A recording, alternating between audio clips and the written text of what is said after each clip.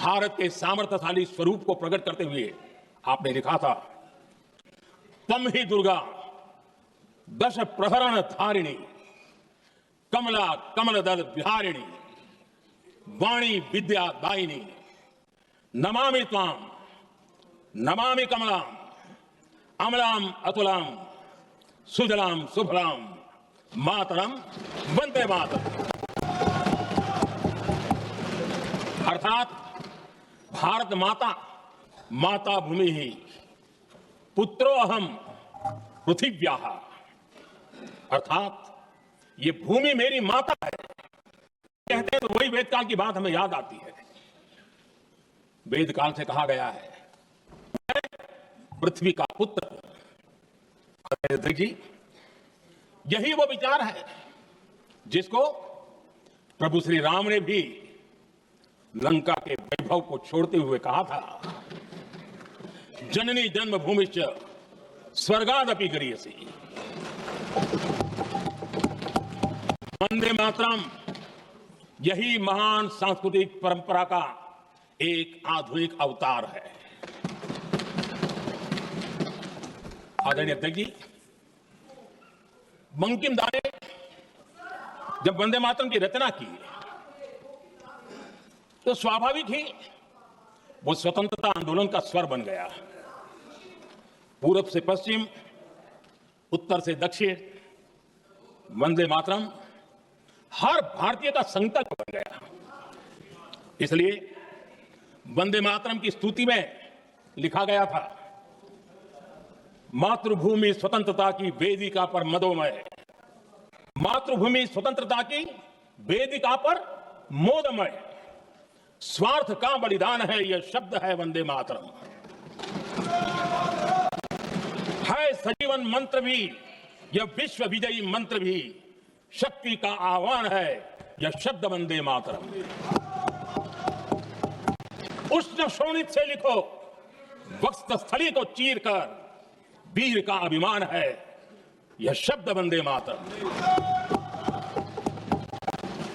आदरणीय अध्यक्ष जी, कुछ दिन पूर्व जब वंदे मातरम 150 का आरंभ हो रहा था तो मैंने उस आयोजन में कहा था, वंदे मातरम हजारों वर्ष की सांस्कृतिक ऊर्जा भी थी, उसमें आजादी का जज्बा भी था और आजाद भारत का विजन भी था।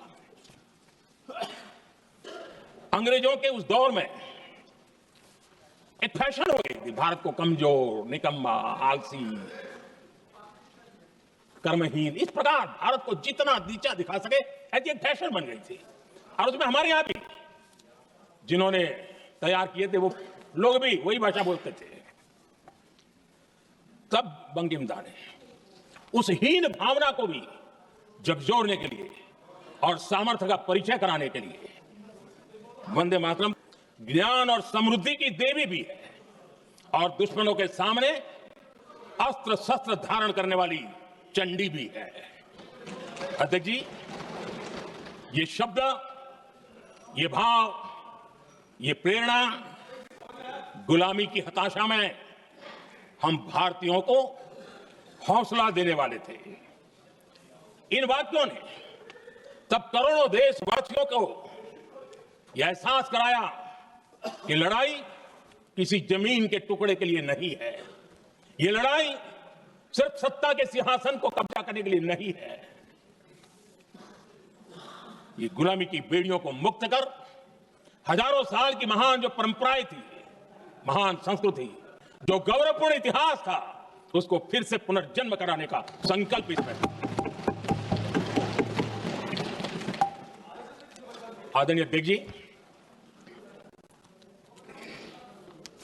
वंदे मातरम इसका जो जन जन से जुड़ाव था, ये हमारे स्वतंत्र संग्राम की एक लंबी गाथा अभिव्यक्त होती है। आदरणीय अध्यक्ष जी, जब भी जैसे किसी नदी की चर्चा होती है, चाहे सिंधु हो, सरस्वती हो, कावेरी हो, गोदावरी हो, गंगा हो, यमुना हो, उस नदी के साथ एक सांस्कृतिक धारा प्रवाह, एक विकास यात्रा का धारा प्रवाह, एक जनजीवन की यात्रा का प्रवाह उसके साथ जुड़ जाता है। लेकिन क्या कभी किसी ने सोचा है कि आजादी जंग के हर पड़ाव, वो पूरी यात्रा वंदे मातरम की भावनाओं से गुजरता था, उसके तट पर पल्लवित होता था। ऐसा भाव काव्य शायद दुनिया में कहीं उपलब्ध नहीं होगा। आदरणीय अध्यक्ष जी,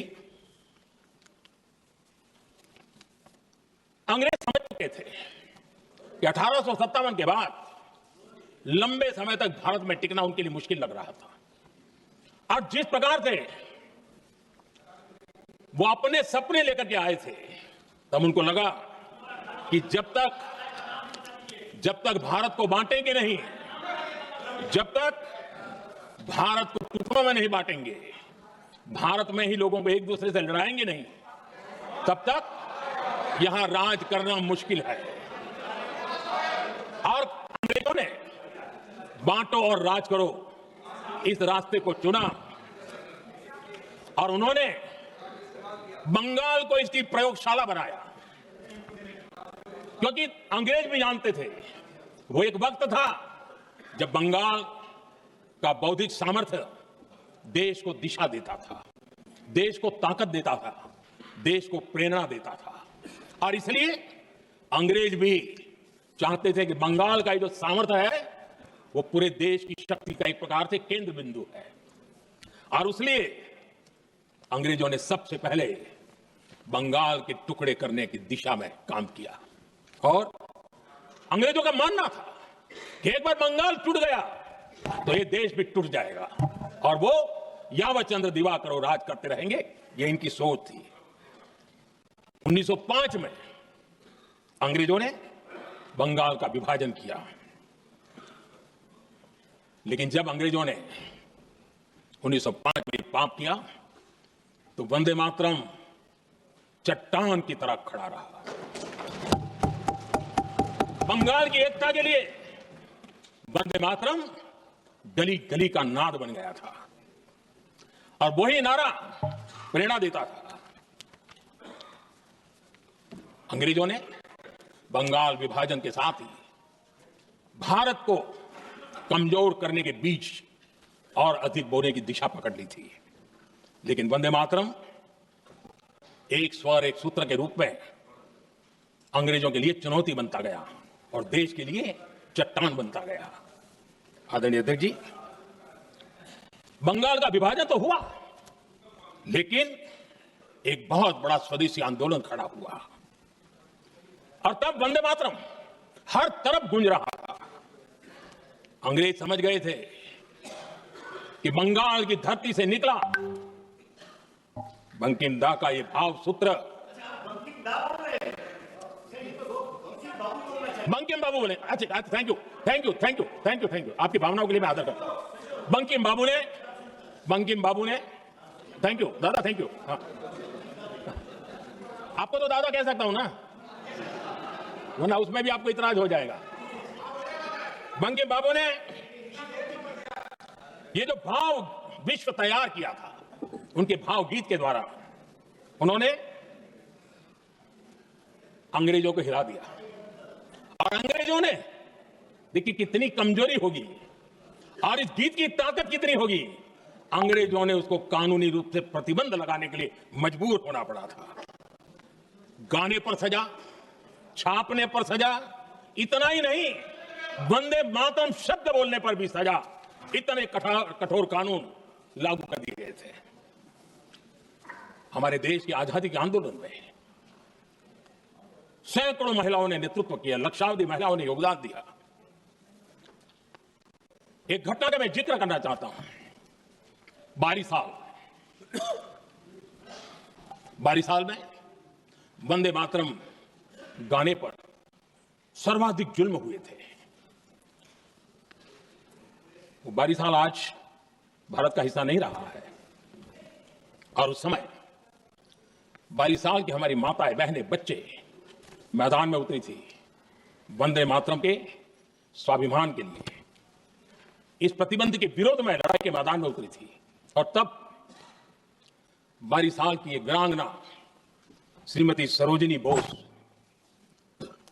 जिन्होंने उस जमाने में वहां की भावना को देखिए, और उन्होंने कहा था कि वंदे मातरम जो प्रतिबंध लगा है, जब तक ये प्रतिबंध नहीं हटता है, मैं अपनी चूड़ियां जो पहनती हूं निकाल दूंगी। भारत में वो एक जमाना था, चूड़ी निकालना यानी महिला के जीवन की बहुत बड़ी घटना हुआ करती, लेकिन उनके लिए वंदे मातरम की वो भावना थी।